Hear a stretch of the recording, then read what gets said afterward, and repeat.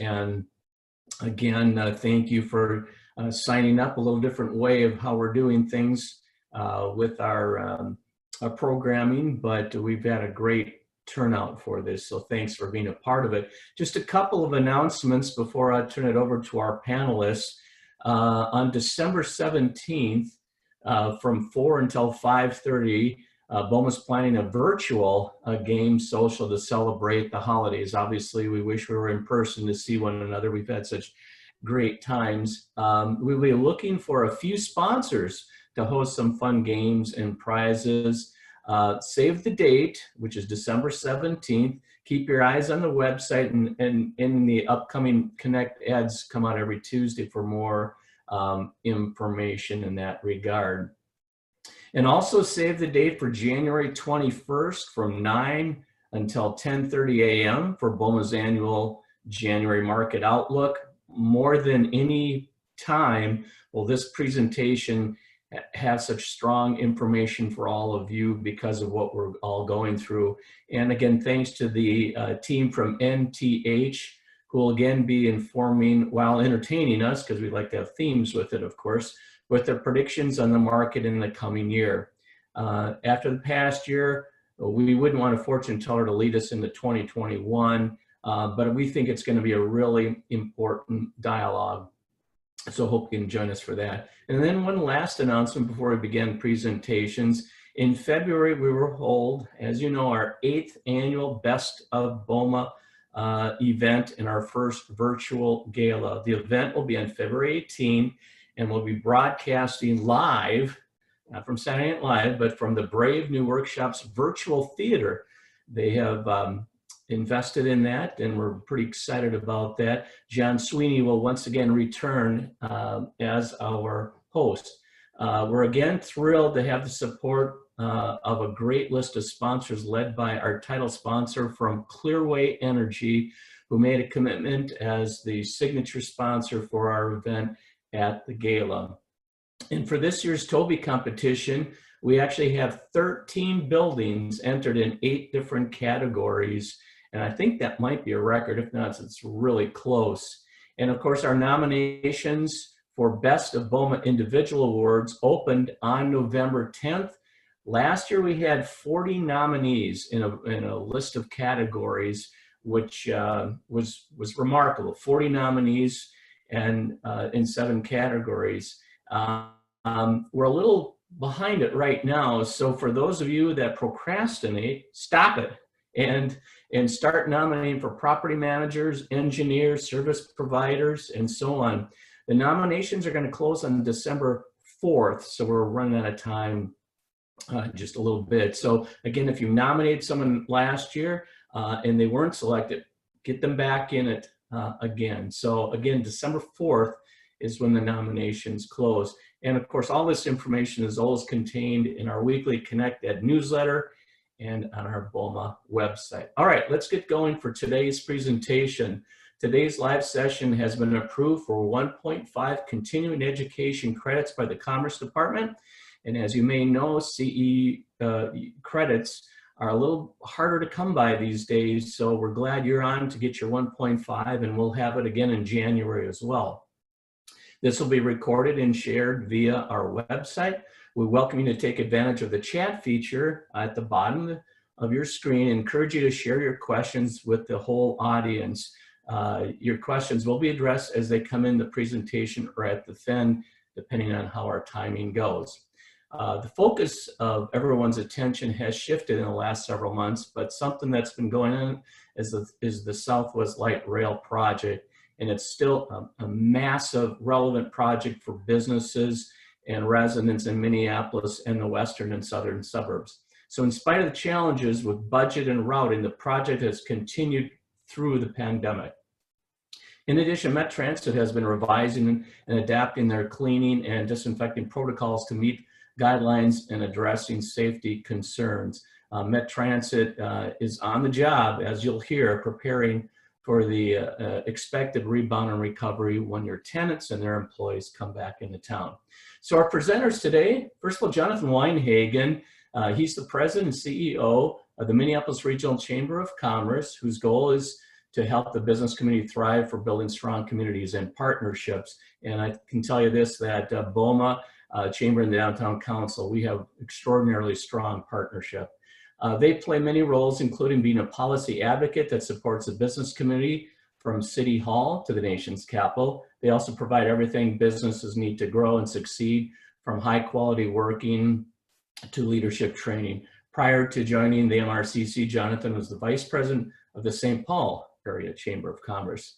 Next, we'll have Jim Alexander, who's the Project Director for Met Transit's Southwest LRT project, which is the $2 billion light rail and connecting 4 southwest suburbs to downtown Minneapolis and the Central Corridor in Hiawatha LRT. Previously, Jim was with the design manager for the Central Corridor LRT project and project matter on the delivery of the GO2 smart card-based regional fare collection system.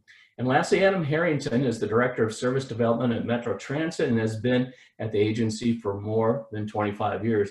He has led planning and development and implementation of a wide range of projects, from bus systems, evaluation, service redesign, implementation, LRT, and commuter rail corridor service development.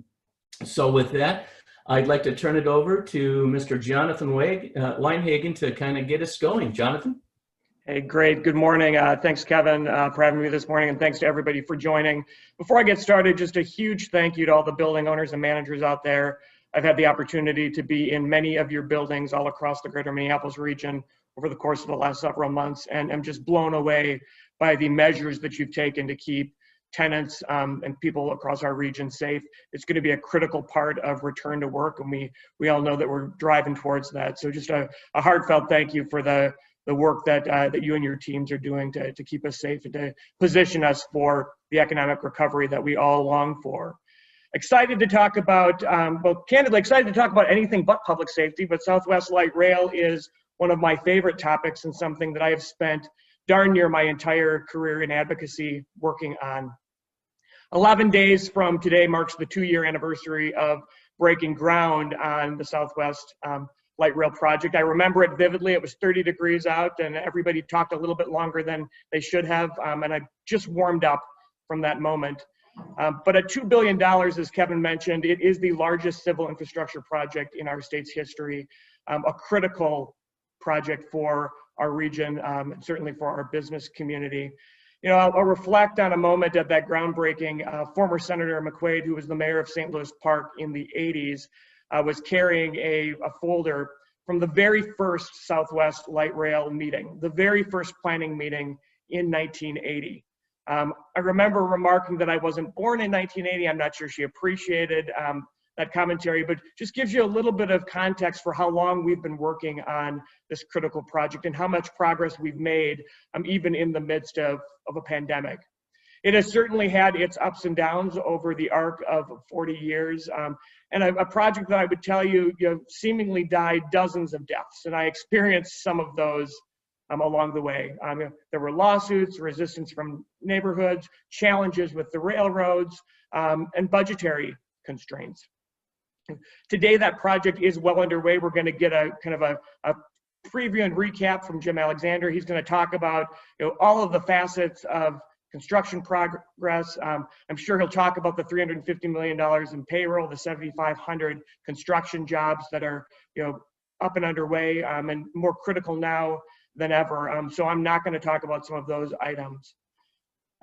We know 2020 has been a really hard year, and you folks know it as well, or arguably better than anybody else. I'm a big glass half full, silver lining guy, and looking towards what are those high points. And I would tell you Southwest is one of them. Not only do we have a great project that's putting people to work, and in 2 to 3 years is going to be a critical part of our infrastructure and economic recovery, but we've had some wins on the project. I've spent, again, most of my career working to get this project funded. Hennepin County and the City of Minneapolis and Metropolitan Council, incredible partners that came together to source the local funding. The other part of that equation was the federal portion. So currently at 50% of a $2 billion project is about $1 billion. We've taken countless trips over the years to DC to lobby Congress and lobby the administration for a full funding grant agreement to fund this project. And with the current dynamics of the administration and of transit and transportation, it by no means was a sure thing. So as recently as February, which feels like 9 years, 4 months, and 28 days ago, a group of us traveled to DC, including Governor Walz, to make one final plea to Secretary Chao and the team at the Department of Transportation to move forward in partnership with us, as they have previously, and fund the project. And in September, we learned that we did receive that full funding grant agreement. I believe the money is in the bank. I know that the contract is signed. So, so our region and our state is whole, and this project is in a good place. I always talk about our transit projects as being part of a system. We are building a multimodal transit and transportation system to connect people all across our region, and we've been at this for a while. Southwest is a fixed guide rail LRT project. And we opened our first project in the Blue Line in 2004, connecting Minneapolis to the Mall of America in Bloomington. Followed that up in 2009 with the North Star commuter rail that connects Target Field Station up to Big Lake, and there are visions of moving that even further north to St. Cloud and beyond. In 2014, we did the unthinkable, and we connected Minneapolis and St. Paul by light rail, connecting our two center cities, and seeing a tremendous amount of development along that corridor, really reimagined that corridor. But now we're extending that green line with the Southwest Light Rail expansion. We're continuing to talk about planning and positioning the Blue Line extension up into our northern metro area. We know that light rail is a critical piece of our system, but also building out different facets. Arterial bus rapid transit, a newer mode of transportation that leverages existing roadways and corridors, has proven to be incredibly successful. Opened the A line, our first arterial bus rapid transit line, in 2016, in the East Metro, up Snelling Avenue to Ford Parkway. I've invested in the C line that opened in 2019 on Penn Avenue, and have 3 additional lines under planning, and excited to share, additional good news in 2020, because I think we could all take it. $50 million in bonding that allows us to begin construction on the D line and make the B line a reality. And we'll continue to push those lines forward. And then we know that our regular route bus system is the backbone of our transit system, and will continue to be. And I know that Adam is going to talk about some of the constraints in the middle of a pandemic and how they're planning and rethinking for the future. So we talk a lot about these projects as just that. They're projects, they're infrastructure, they're shovels in the ground. But we really encourage folks to think more about the people component to these projects. Our transit system is about more than buses and trains. It's about connecting people to jobs and opportunity. It's about creating economic development incentives in our region, and it's a critical part of our economic competitiveness. One of the reasons that the Minneapolis Regional Chamber and other business organizations have long been proponents of these types of investments and continue to rate them towards the top tier of our policy priorities is because of the economic competitiveness nature of what they do to our region. Many of you are familiar with the Minneapolis-St. Paul Regional Indicators Dashboard, an annual look at our performance against a set of 11 peers. I am fortunate to serve as one of the stewards of that indicators dashboard, one of the 11 organizations that comes together to put together the metrics and present out that work. And one of those key metrics is access to jobs by transit within 30 minutes. And that's a measure that we historically have been kind of middle of the pack on. So when we talk about building the Southwest Light Rail extension, we talk about building out what I believe could be the most robust arterial bus rapid transit system in the country. What we're talking about is increasing our economic competitiveness. And that's exactly what this project does.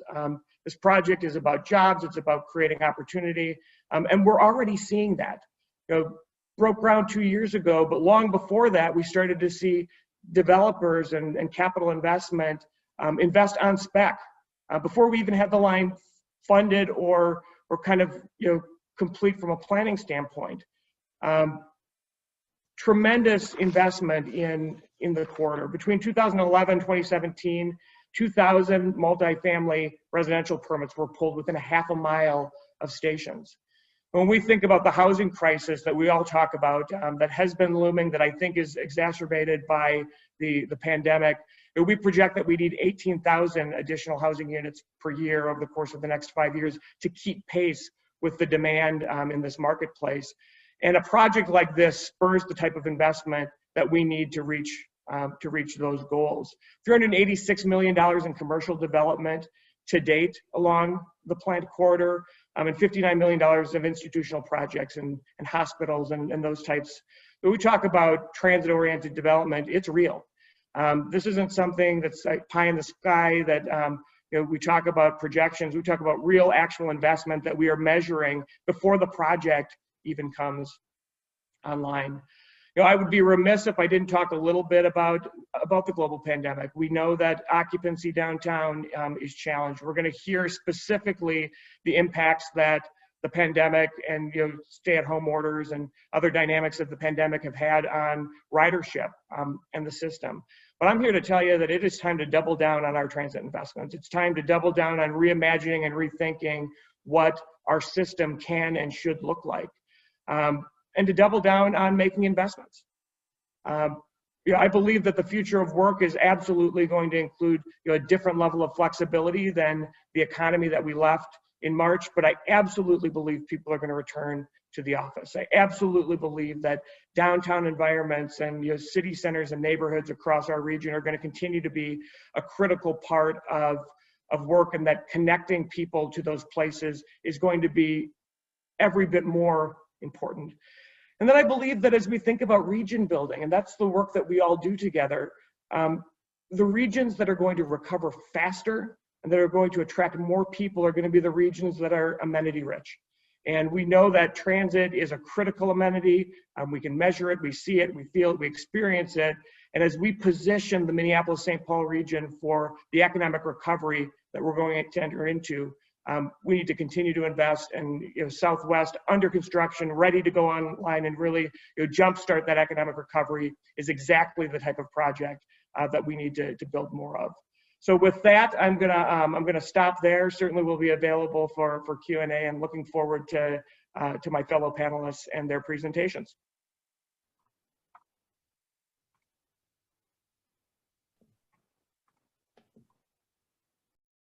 Thanks. I think we switch it right over to you, Jim, right? All right. This is Jim Alexander. Thank you, Jonathan, for the introduction. I'll start my PowerPoint here. You see that okay?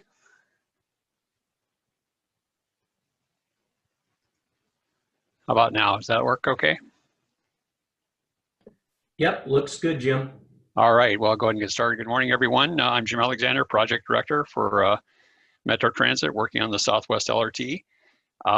As it was mentioned, I've been with Metro Transit for quite a bit. I've been working on this project since 2011, and got a lot of slides here to show you the activity that's been going on. So we're going to cover a little bit of overview of the project, and then get into construction activities and talk about the light rail vehicles. That's another contract that's ongoing right now, and kind of furthering Jonathan's comments on development. We'll have a few slides on that and talk about our communications outreach. So this is what Jonathan was referring to back in November of 2018. We're out in Hopkins, a little chilly day. Familiar faces there where we had a groundbreaking. And the big piece here is a full funding grant agreement. This was signed September 14th of this year, and very exciting. Chair Zelle there in the middle, Commissioner Callison off to his right. And I just want to put a lot of thanks to, and Jonathan did allude to that, but the business community was tremendous in helping us get past this threshold. This has been a long time coming for us, and now we are on our way with full funding for the project. So a little bit about the Green Line, if you don't know about it. It will be an extension of the Green Line that comes from St. Paul into Minneapolis and extends all the way up to Eden Prairie, and all told 14.5 miles, 16 stations, and this will provide a single trip from Eden Prairie into St. Paul, going past the campuses of the University of Minnesota, and then also taking a transfer onto the Blue Line and make your way down to the airport in Mall of America. So kind of the evolution of this, we are currently in the heavy construction piece, 2019, 2022, and we current schedule is to look to passenger operations in 2023. So as was commented on, all funds are now committed. This is really, I can't say enough about how big a milestone this is. You know, on Central Corridor on the Green Line, it took us about, you know, almost a couple of years to get that full funding grant agreement as well. It's a long time coming. FTA really likes to squeeze out the risk as much as possible before they sign on the dotted line, and that's just kind of their MO, and that's what they've done on this project. But now we are well funded, and we're on our way to construction. Did want to acknowledge local project partners, Hennepin County and the Regional Rail Authority. They've been really the primary piece behind the local funding, and without them, we really wouldn't be able to make it to where we are today. And the cities have a huge involvement. We're essentially building within their communities, so we have to make sure we're coordinating with them. MnDOT, we do a lot of coordination with the DOT. They're actually in our office helping us with right-of-way and construction activities, and Southwest Transit out of the western part of the project, and Three Rivers and the Park Board do a lot of work with them, and we have 4 watershed districts we coordinate with. So in terms of the construction, you know, there's an evolution of things that happen. We first start in the ground, and we have to deal with utilities. We had nearly 950 utility conflicts on this project, and we are now pretty much out in the clear with the utilities. We still have a few more to go, but things have been going pretty well on the project for utilities. But next comes up the site prep. If you happen to have been out west, I say just follow the cranes. We have maybe 30 some cranes along the whole 14.5 miles with construction that bridges are getting built, tunnels are getting constructed. And then we'll make our way into getting track installed in systems and testing. I'll talk about those in a little bit here. So in terms of the construction contracts we awarded a contract to London McCrossin joint venture, just under $800 million, and they are charged with building the 16 stations. There are 44 structures on this project, very complex, 29 new bridges spanning from LRT to freight, 6 PED tunnels and 2 cut and cover tunnels, one under 62 and one in the Kenilworth corridor in Minneapolis, 15 at-grade crossings, and a whole lot of retaining walls. Mentioned the linear feet of piling. Just at Southwest Station alone, we have about 27 miles of piling. So a lot of soft ground that we span across on this project. The second contract we have, which is essentially a follow-on to the civil contract, is the systems that installs the really what powers the train, what we use for communication, and that was awarded to Aldrich Parsons JV. And you can see the list of items they have for their work. Aldrich was a contractor on the Central project, so we know them very well. Another project, LS Black Constructors is working on a modifications to our Franklin facility out in Minneapolis. We're essentially going to be extending the maintenance area and extending one of the interior parts of the building for our rail control center. So I have some images to start out west. This is a rendering of what that Southwest Station is going to look like. Down at the lower piece there, that's a new park and ride ramp that we'll be building, 450 stalls that will marry up to the existing 900 plus ramp that Southwest Transit operates down there. And you can see up above how bus on the southwest side, on the left side there, and LRT will commingle together at that station.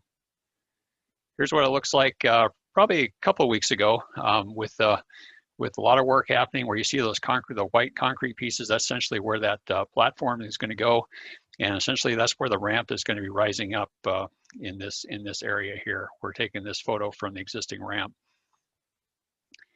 Kind of turn yourself around and look to the east. This is one of our longer bridges, Prairie Center Drive. Goes over technology there, makes our way up to that water tower up there. We have a station, Eden Prairie Town Center Station, just short of that as we get up the hill. This is one of the renderings we have. This is a Golden Triangle Station, what things will look like, and it's kind of what it looks like probably a couple weeks ago with the station construction. We have about 6 or 7 stations that are well underway. those 16 stations that need to be constructed for the project. Here we are just on the north side of Trunk Highway 62. We essentially scooted the roadway to the south to build the east segment of the tunnel, and that's nearly complete. And then next year there'll be the contractor will be working on the other section on the other side of the highway. So we'll move the highway to the north to accommodate that construction. Opus Station, this is just north of that 62 tunnel. It's well along here. I would say, you know, in terms of Opus Station, this area is just blossoming big time. Just off to the right, off the screen, there's Dominium. There's other apartment buildings going up. A lot of housing going up in this area. We're really pleased to see the activity that's happening. And Jonathan mentioned this. You know, there was a lot of development just before, you know, before we even started turning dirt on our project. So a lot of interest on this corridor. Now we're making ourselves way into Hopkins. This is a box girder bridge that we're building over Excelsior. Pretty massive structure. It needs to be this big because we're spanning about 400 feet across a diagonally across a roadway and the freight tracks in this location. And make our way into St. Louis Park. This is a trail bridge we're constructing for the regional trail system. And we'll make our way into the Minneapolis area, the Kenilworth Tunnel. Probably heard about this before. It's this very tight corridor where we have active rail going through as we're constructing this this tunnel for LRT. And this is kind of what it looks like probably about a couple of weeks ago. But things are getting well underway to start excavation and starting to build that tunnel there in Minneapolis. I think finally it's the last slide on the civil construction. This is over close to downtown, the Royalston area. You can kind of see the semblance of Glenwood Bridge off where that middle crane is. Glenwood is of course taken out for the construction. We'll be building 3 new bridges to accommodate this LRT. LRT essentially comes out of the rail corridor, which you see down there. BNSF just moved that track over about 25 feet to accommodate LRT. So that LRT will be at grade of the Glenwood Bridge. So there's 2 roadway bridges, and in between that is an LRT bridge that crosses at that bridge grade. And a snapshot of things out in the operations facility. We're essentially doing this because we're expanding this facility because we're bringing in 27 new vehicles for Southwest LRT, and those are currently underway with a contract with Siemens I'll talk about in a minute. Just a little bit about DB and workforce. And we're really pleased with what has been happening so far with the civil contract. We're nearly 20% as of the end of August, and our goal was 16%. Quite frankly, the workforce isn't where we want it to be. We had goals within Hennepin County of 32% person of color, indigenous folks at 32%, women at 20%. You can see the numbers here. We're a bit low. I would just comment that it's a bit of a challenge for us working on a linear corridor to really achieve some of these goals. But we are having an active process involved with the contractor, and also there are a lot of members working on a monthly basis talking about how we can get these numbers up to where we need them to be. So I'll move on to light rail vehicles. This is a contract that's been going on for quite some time.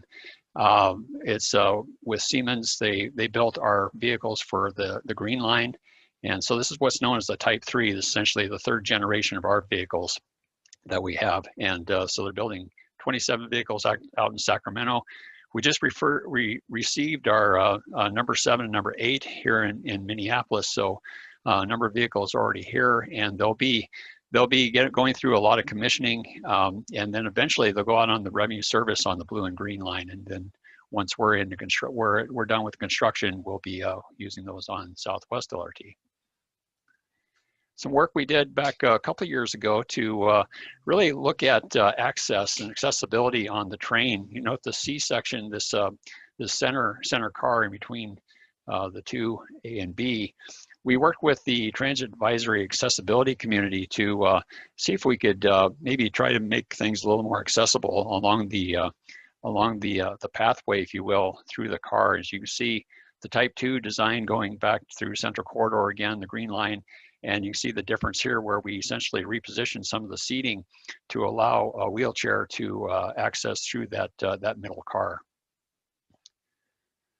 So I think Jonathan talked about it a little bit, and I think Adam will speak to this as well. We're always keeping safety and security in mind. Just our existing fleet, we keep the trains sanitized every day. Encourage touch-free payment operations and face coverings, of course.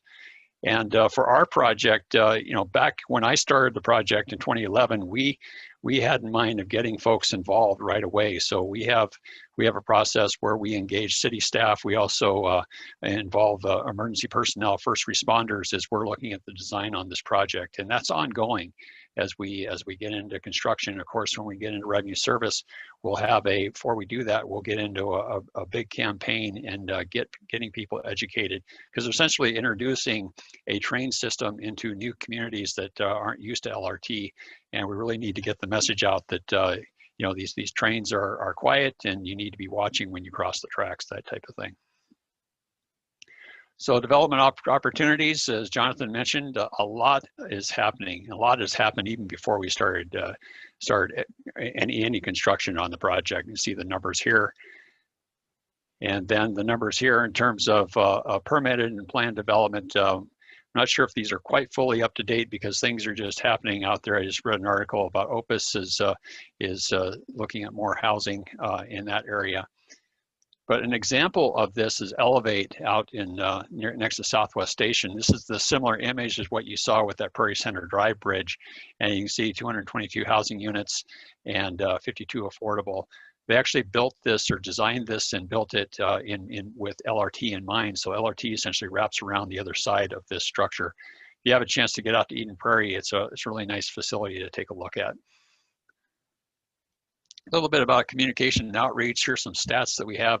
We issue a construction update essentially on a weekly basis. As we get into the winter, it'll probably be every other week because things are going to start slowing down because of the cold weather. But we have nearly 17,000 subscribers. You can see the followers on Twitter and Instagram. And we also have a hotline number that fields any questions day or night. And we've got, you can see the number there, 675, since we really got into the heart of construction in May of 2019. And welcome you to look at our on our website, swlrt.org. You can see a lot of videos and station renderings throughout the alignment and get a familiarity with this what this project is going to look like. And here's a little bit more about that in terms of what that one of the pages looks like on our website. So with that, that's my presentation. So Christine, I don't know if you wanted to take questions or I might stop sharing here. For our for those that are on the call, yeah, please, whether it's for Jim or Jonathan or Adam or any of us for that matter, use the chat feature as we go along with the presentation, and we certainly can answer those. Otherwise, we can go straight on to Adam's presentation, and then it'll allow people to get their questions lined up. So I think with that, I'll turn it over to you, Mr. Harrington. Oh, good morning, everyone. I'm going to share my screen here. I'm going to pick up where Jonathan and Jim left off, just to give see if I can get this in presentation mode. On Blue Line extension. There we are. So this project, as I'm sure everyone is aware, has had a number of fits and starts and has been, despite the challenges with access to the BNSF corridor, design work has continued, but now we're at a point where we need to evaluate what the next steps are, since it is clear that BNSF is not going to be the corridor that the line operates on. The chair of the council and the governor and the county have all underscored the value of making this corridor an LRT project. And so right now, as we look forward to 2021, these are some of the steps that are going to be undertaken. And I'll point out the map. The yellow line shows the BNSF corridor. And so our work will center around how we connect Minneapolis on the blue line to the northwest suburbs on the blue line. And part of that is developing the project principles. So the principles are a little bit different than the purpose. The purpose is to provide good transit ridership, improved speed and access, and as a development tool. So Jim talked about a lot of the development that's happening on Southwest, and we know it's a effective tool in that way. So those are the purposes. The principles are how we get that implemented, how we design a line that works for the community, works for transit ridership, and is a cost-effective space. So as we develop those project principles, they'll be shared at a December 10th CMC meeting on the corridor. And then we'll be moving forward with additional community engagement to get feedback on those principles.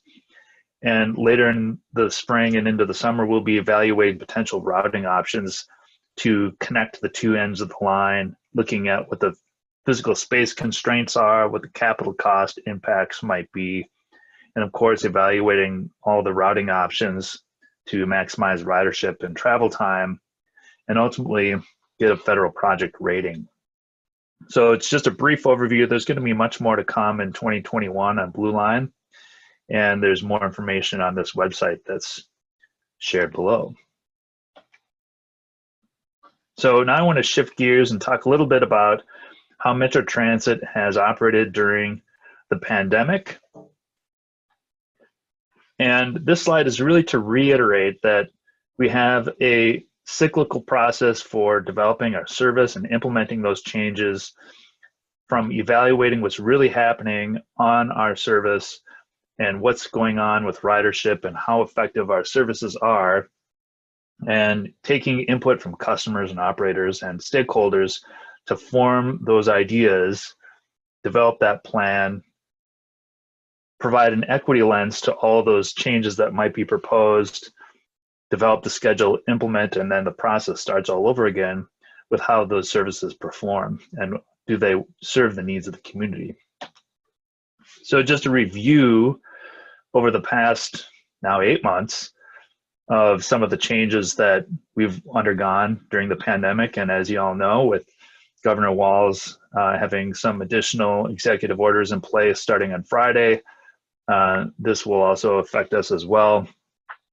So we went down to about 60% level of our service in March when we had the stay-at-home order and a 20-minute frequency on LRT. And this is really to provide access for those people who need transit for essential services and provide capacity on our vehicles in a safe way. So we're trying to provide that physical distance in the COVID environment. And then in June, we increased service just a bit more to provide extra trips to manage that physical distancing on our network. On June 27th, we added some LRT service back in, also to provide more access and more physical space.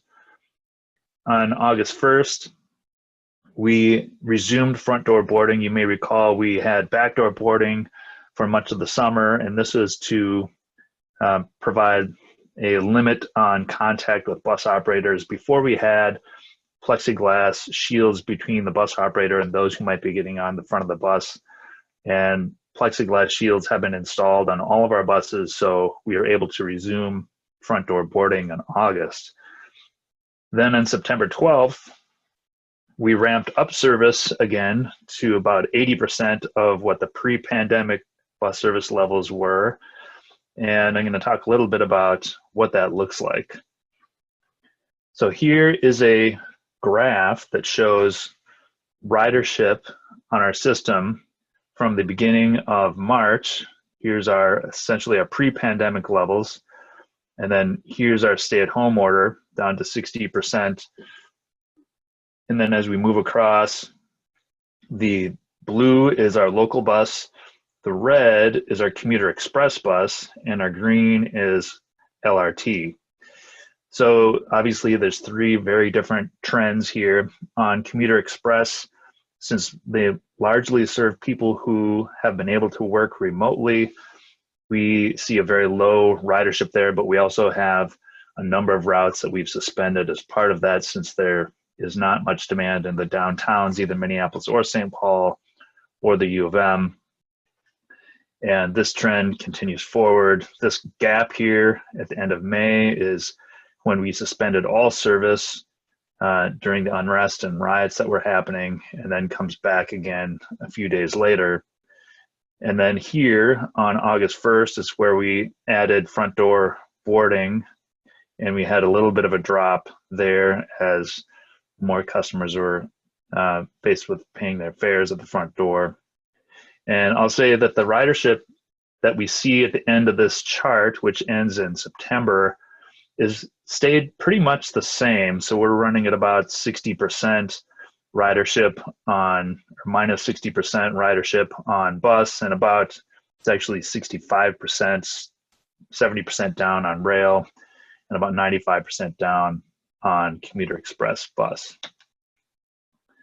So we've been trying to balance all of these things in order to provide service for those who need it, and really focusing on people who rely on transit on a day-to-day basis. And that really means a lot more service on our local network, and providing an equity lens in our bus and rail service scheduling, so that we can, again, provide service to those people who rely on our transit system.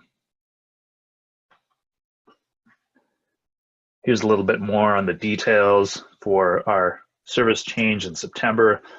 So we say 80% of our operating budget, and this was to do a couple different things. One is to provide additional frequency and capacity to our network on those areas where we're seeing ridership that's stronger than others, and balance our operating budget as well against fare loss and MVEST changes. That's motor vehicle sales tax, one of our primary sources of funding for bus, and anticipating structural deficit challenges coming in 2022.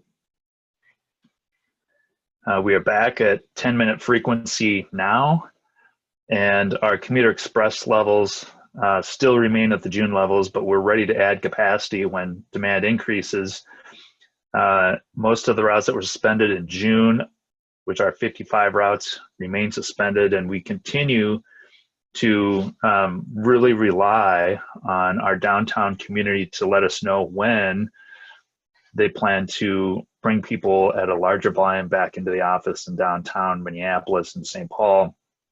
We've had invaluable conversations with downtown Minneapolis HR directors to understand how they're managing their space and what the environment is like for them and when they might plan to come back. Of course, this is largely predicated on Minnesota Department of Health and governor's executive orders, and so we're tracking those very closely. I will say that throughout this whole process, we've been doing a very detailed job of making sure that our employees are safe. We have about 3,500 employees at Metro Transit, and probably 3/4 of them are operating right now. They're maintenance, they're bus and rail operators, facilities maintenance, and really focusing on the safety of our employees, doing health screening, temperature checks. Now with the saliva COVID testing, we're looking at making that more available on site for those employees that need it, and developing some protocols around that.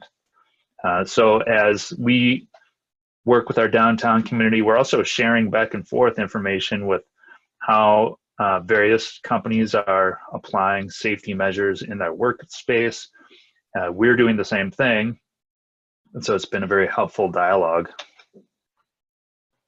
Here is a bar graph that shows the number of trips. This is bus trips or train trips scheduled. And so this is our 80% plan, and you'll see that largely between our bus and LRT, we're between 90 and 100% of what was pre-pandemic levels. And North Star and Commuter Express are down 25 to 30%. Again, it's largely predicated on the market that we see. And we're, again, trying to evaluate how we bring that back. I think we're in a good position, as you'll see in a couple of maps coming up, to focus on those prime Commuter Express corridors into downtown, as things start to loosen up. And of course, despite the fact that we're now on Friday going to be have more restrictions, hopefully with some of the vaccine news that's coming out, we'll be able to turn the corner rapidly in 2021. So here is a map that represents bus trips. These are representing the number of trips that are scheduled that go through any one bus stop. And so this is a reflection of the level of scheduled service. And you can see that the core areas have the highest level of service. And you'll also notice that there are suspended routes shown on this map. They're in kind of a tan yellow color. And those are largely commuter express routes. There's some suburban local bus routes as well. So the inverse of that is the commuter express network. And the blue lines represent all those commuter express bus routes that are operating into downtown Minneapolis and St. Paul. And they are focused on the primary freeway corridors and really anchored off of large park and rides where we do have the potential to add more service as that market comes back. And so we're looking forward to better understanding and tracking with our partners in downtown Minneapolis, St. Paul, and the U of M to when we can start making those adjustments in 2021. Couple maps to reflect on. This is a map that shows bus ridership by bus stop. And again, here, the larger dots that are more of a pink color are where we have the largest boardings at a bus stop. And I'll just point out that there's a couple large ones in the suburban area. These are park and ride lots. And that's our focus on how we can continue to bring service back as well. So this is the September 2019 pre-pandemic ridership map. And this is the September 2020 ridership map. So you can see a dramatic difference in where our boardings are occurring. And of course, it's predicated on what service is available, but it also represents where people are riding and relying on our services. So even though there's more dots and larger dots in the urban area, they are much smaller than they were last year. And this is both in part due to our capacity limits on our buses, which are on a regular standard bus that's 40 feet long. It's about 25% capacity, 10 passenger limit. And on the larger articulated buses, it's 15 passenger limit on those. And we have signs on our buses that indicate that people must wear face masks. And starting tomorrow, we are bringing back the essential trips only sign code that people will see on our buses.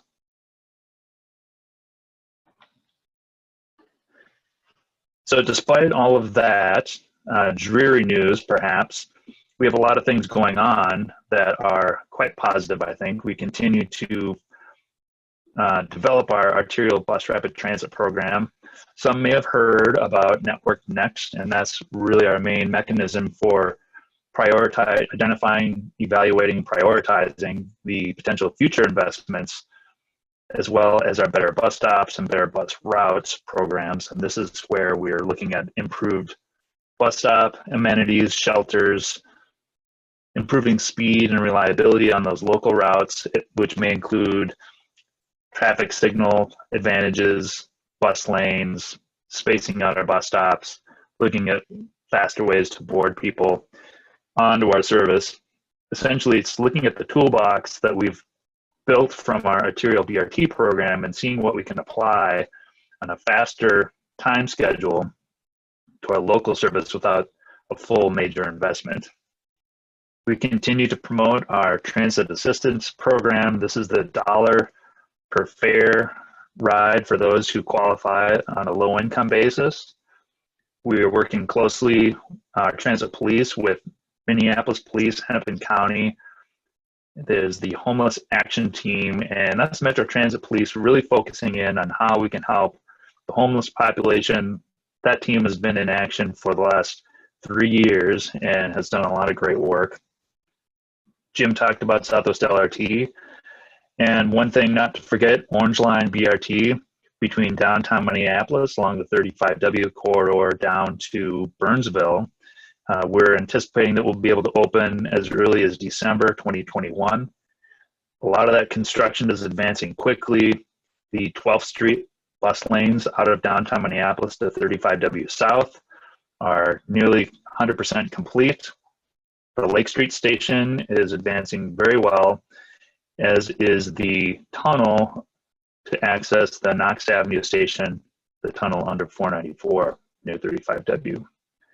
And lastly, of course, we'll continue to work on Blue Line extensions so that we can develop those corridors and really engage the community on how we can do that most effectively.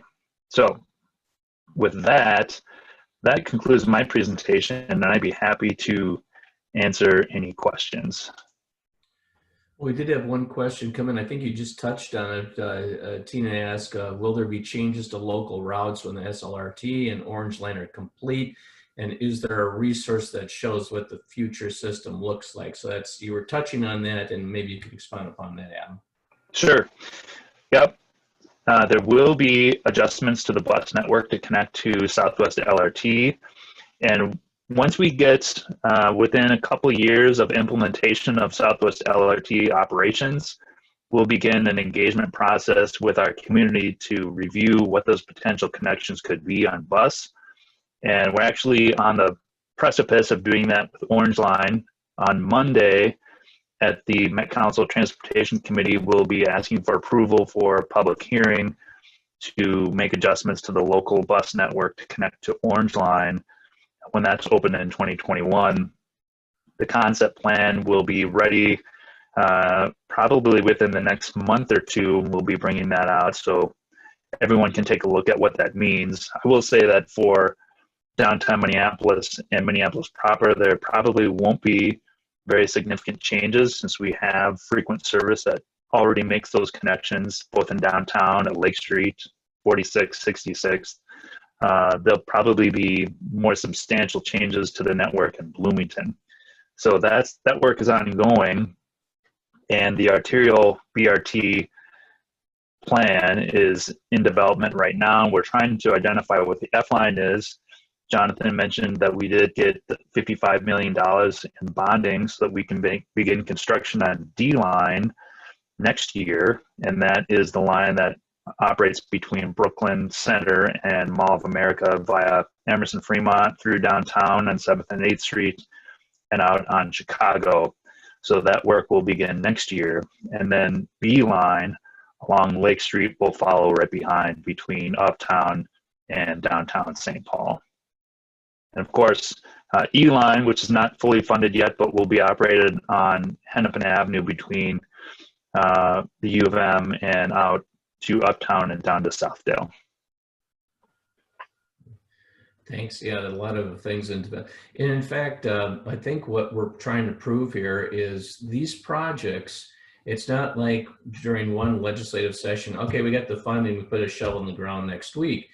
As I think Jim stated, it was maybe 9 years ago when this thing kind of really started to launch and moving and all the funding. I'm certainly not getting the dates exactly right, but to know that it's a lengthy process. I would like to touch on just a couple of things. First of all, again, comments that we're saying, well, with the current situation, there's not a lot of traffic jams and this and that. Well, we're in very unique times, and you know, is it great for that airport construction project to be done? In our conversations with MnDOT, that could have been a really frustrating experience. Well, not a lot of people have been flying the last 8-9 months or so. So that project is essentially done. Hennepin Avenue continues to be worked on with not as much disruption as there could potentially have been if everyone would have been to in their office buildings. But let's look at it this way. First of all, our industry is coming back, and it will come back. There's no denying that. Then you have the Dayton's project coming along, the Gateway project, City Minneapolis, just as they're moving eventually into their new office building in downtown Minneapolis, Thrive-In headquarters, and so on. So the notion that, gee, there won't be traffic jams or the need to use as much mass transit that's just, it's going to come back and it's going to be strong. So it's allowed us to kind of get some of these projects done. And by the way, there's another pretty significant project coming for those that commute from the north and northwest suburbs, coming down 94 to enter downtown Minneapolis. The bridge that exits off on 4th into the city, and then the one that exits the city, both will be closed for an extended period of time.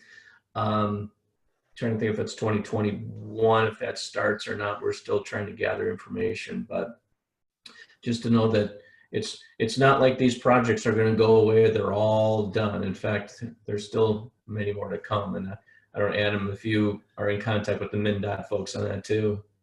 Yeah, there's a lot of work going on, and I'll just underscore the value of partnerships. We have a really good partnership with the City of Minneapolis and MnDOT. A couple of weeks ago, I was downtown. I was coming across the 3rd Avenue Bridge, and we had a really great partnership with the city and the county and MnDOT to develop a bus lane on 3rd Avenue Bridge because it was restricted to 3 lanes from 4.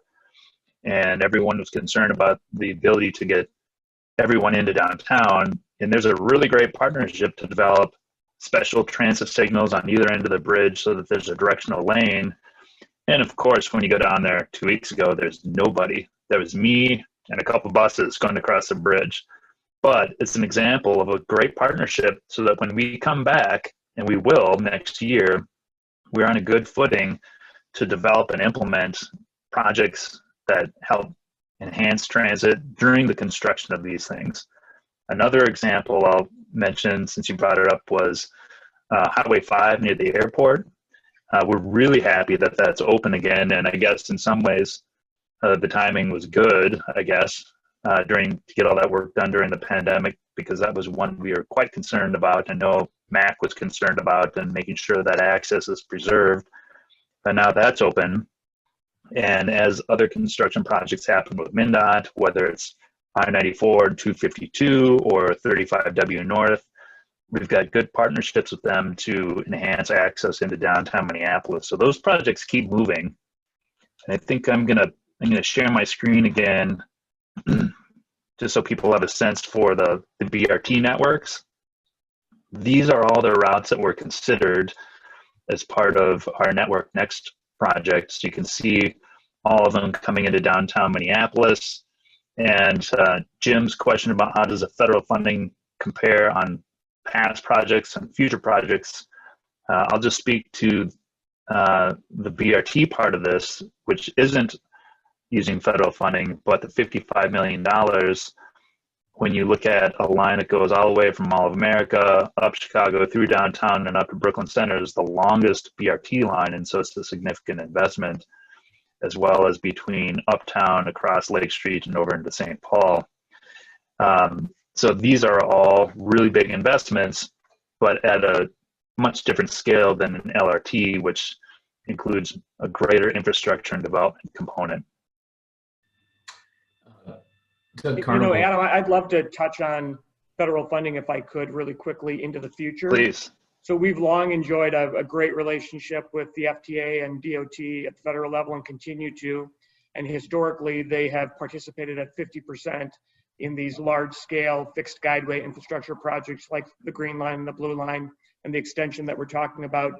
You know, many signs point towards a future where they will change that dynamic, where they're looking for an overmatch from local partners, potentially a 60-40 or 70-30 mix.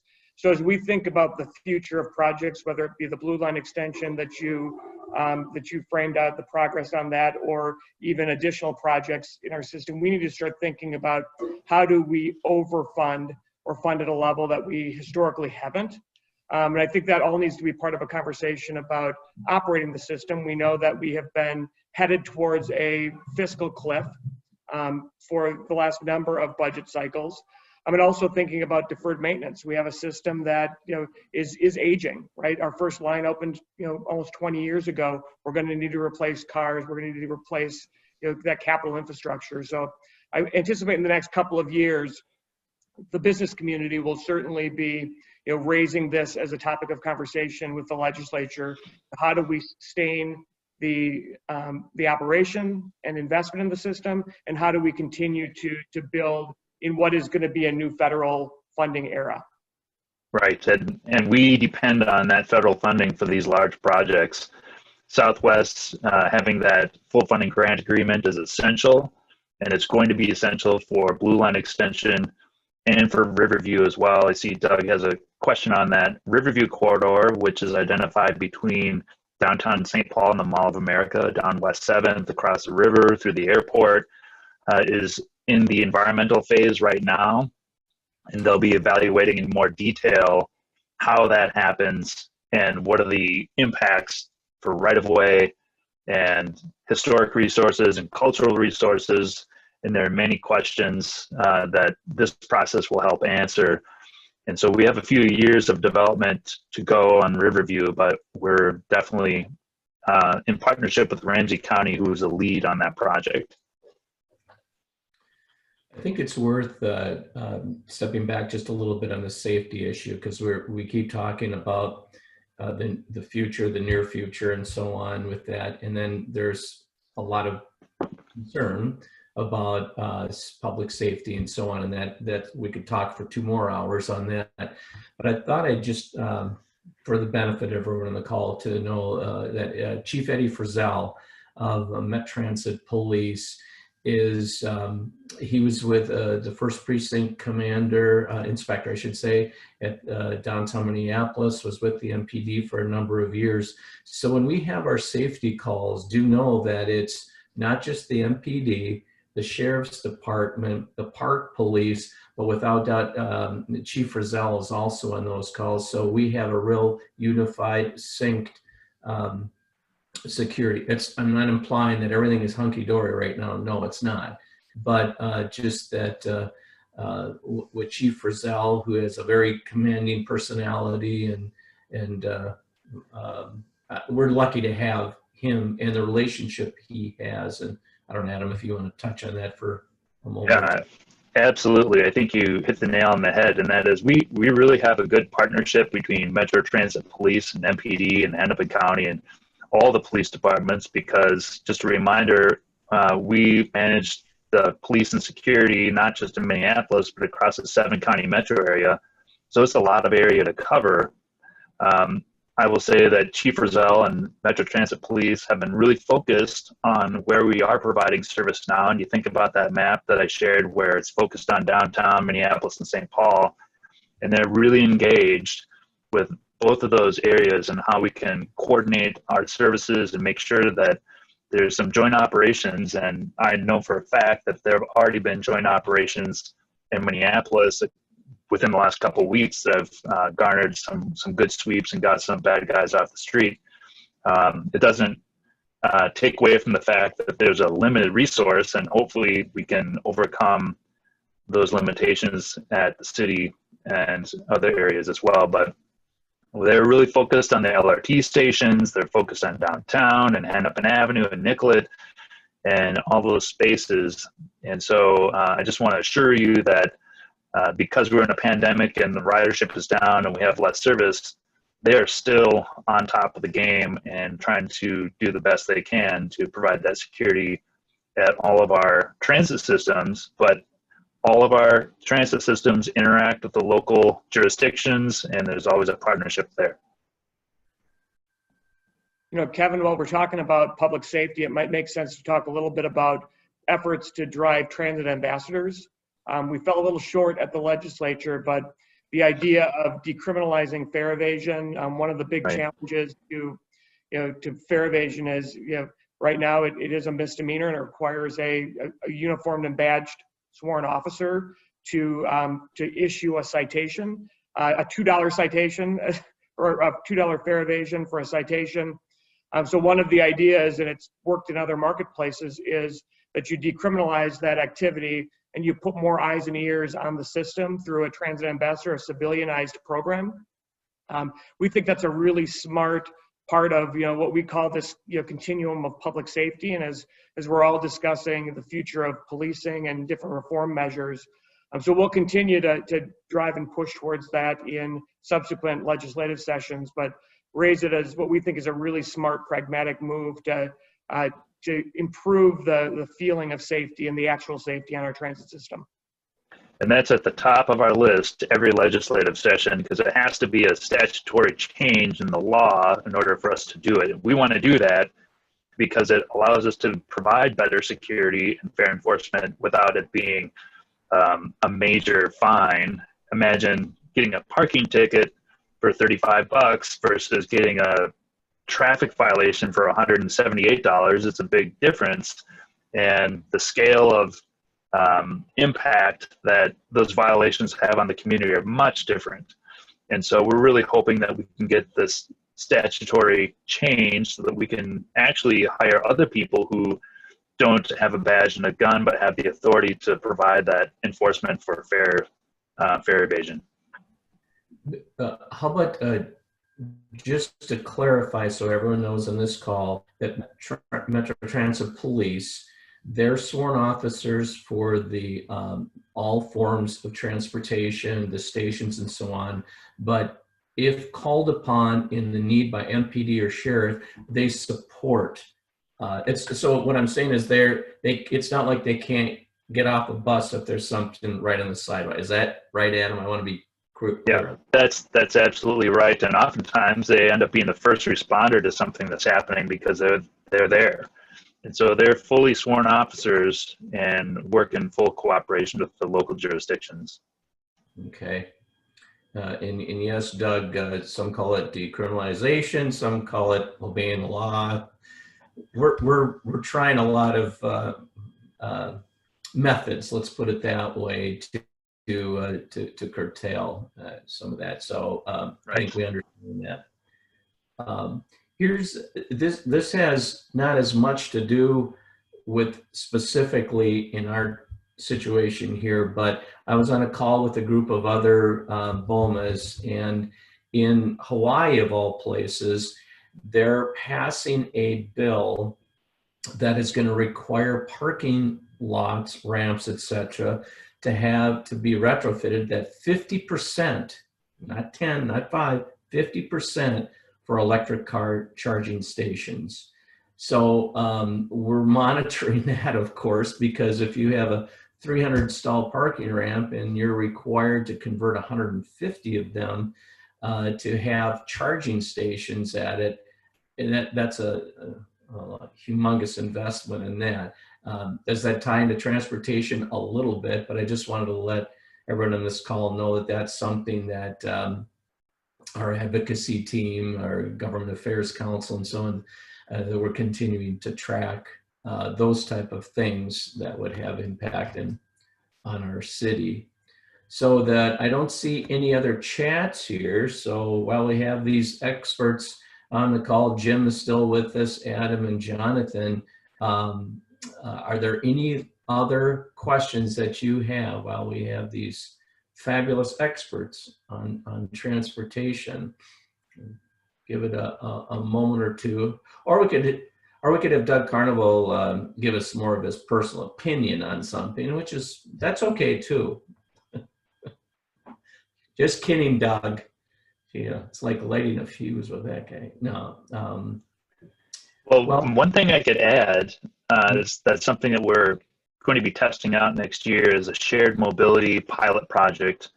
So similar to an Uber or Lyft type service, but in conjunction with the transit system, we're looking at ways that we can try out this different technology, different mode of connecting people to the network and providing that access. Especially in a post-COVID world, I think there may be more opportunity for us to try that out and be a little more effective in connecting people when they want to ride, where they want to ride.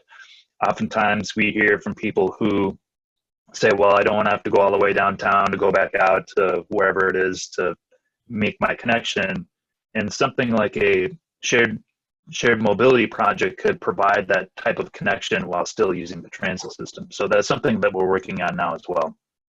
Hey, why don't you, if you have a second, Adam, can you touch on Metro Mobility, by the way, because that's something that is mandated for you to provide services. So for those of us that have senior aged or those that have disabilities that need that's something that the state law requires you to provide, no matter, they don't care where your funding comes from, but you have to provide it, right?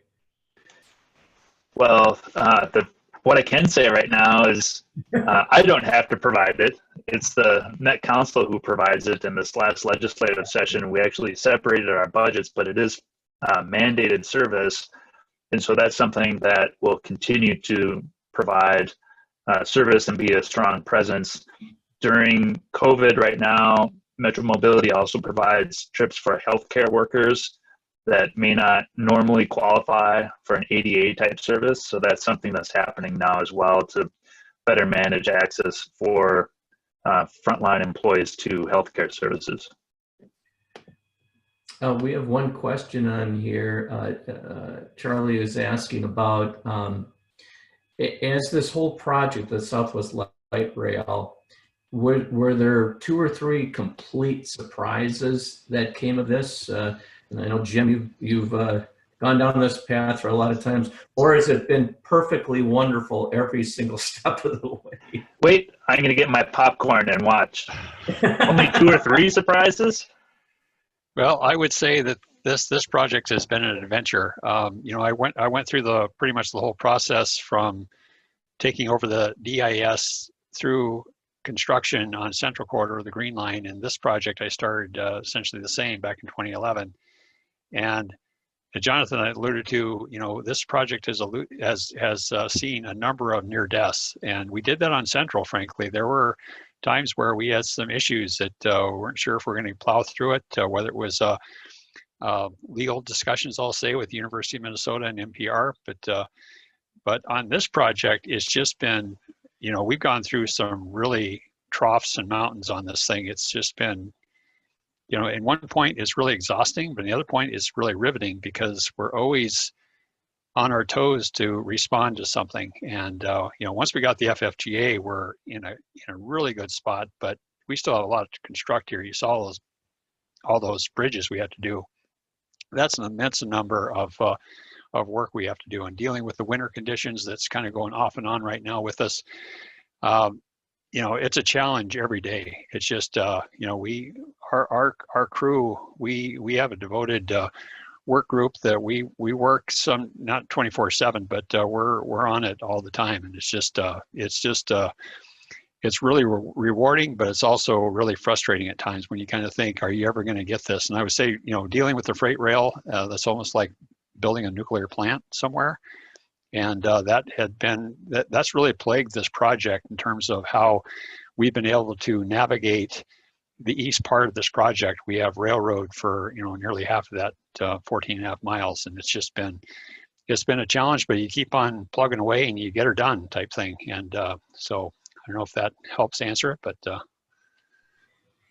I know that there's a drawer somewhere full of other things, but that's okay. A lot of war wounds. You touched on it. Hey, by the way, you know, I've known former Commissioner Peter McLaughlin, Hennepin County Commissioner, for quite a few years, and boy, in addition to Jonathan Weinhagen's now, but he was really elected a champion, I guess, of that. And who do you see, maybe Jonathan, I could throw it to you, as the elected official champions for further development or the development of intermodal transportation? Yeah, I'm happy to take that hot seat question, Kevin, and spare my public sector partners.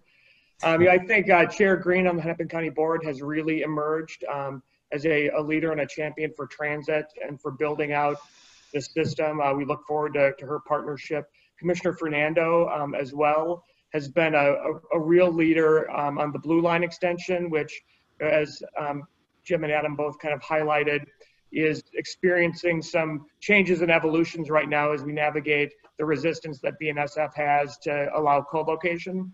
So those are 2 leaders that really are stepping up and showing up in a really positive way. Yeah, there are varying opinions on where investment dollars should go. I remember this was probably 5, 6 years ago that a legislator said to me when we were talking about and how we support these type of investments, his comment was, gee, we could take that money and build one additional lane in the whole 494, 694 loop. That would be better. Maybe. It didn't, in my opinion, that wouldn't have accomplished what. I think Jim and Adam could do a better job of talking about how we move people as efficiently as possible. There's lots of modeling out there that would prove that argument wrong, Kevin. Yes. Yeah. Yeah, Right. I would just add to that, really for these LRT projects and even our BRT projects, it's just linking the communities together. And that is so important. We're, really spread out. I come from Wyoming, which isn't, really spread out, not a lot of people. And coming here, there's just, a lot of communities that are spread out, and we need to have these linkages to connect. And that's what these do. And these systems draw in people. And I think that's our common goal to, just increase the livability of this region, and they're so important. So a circle, ring around the metro serves a function, but these are community connectors, if you will. Yeah. It's just. And I'll add that I think we're going to be in a different market coming out of the pandemic for what the travel needs are, especially in the suburban access areas. And so it'll be a challenge to update our expectations on that to make sure we're right sizing what those projects might be. But I do want to get to Tina's question, which is a really good one for the downtown Minneapolis group. And that is, what is the status of the program to let people drive and park some days and transit other days without paying the full monthly cost for either one of those? And I will say that I'm fully expecting that what will happen in downtown Minneapolis is the travel patterns are going to change significantly. It's probably not going to be everyone coming in around 8 plus or minus an hour and leaving plus or minus an hour at the end of the day. It's probably going to be a wide range. And so one of the things we're thinking about is how we provide express bus into downtown Minneapolis. And maybe it's not as peaked as it was before. And part of that question is we're thinking about how we can provide a reasonable pass program. We had tried with MnDOT a couple years ago with the TAD ABC ramps over by First Avenue to do something similar as well. So that might be something that we can build upon in the future. Thanks for that response. Well, I don't see any more Q&A or chat questions, so I think we can probably bring this to a conclusion. First of all, Jim Alexander, Adam Harrington. Oh, wait, now Jim Durda, thanks for he loosens the match. Okay. Anyway, Jim Alexander, Adam Harrington, and our partner, Jonathan Weinhagen, thank you guys very much for the presentation today. And I know that this isn't the one and only time we're going to hear about this, because the development, when things open up, routes change or expanded, it all, a lot of it is contingent on the recovery and re-entry of our tenants and their employees back in the community. So thanks again for your presentation. That's it for now. We hope that all of you have a great Thanksgiving next week, and try to be a part of our holiday social coming up in this December. So with that, thanks everyone for your time, and we will see you soon. Take care. All right, Thanks everyone.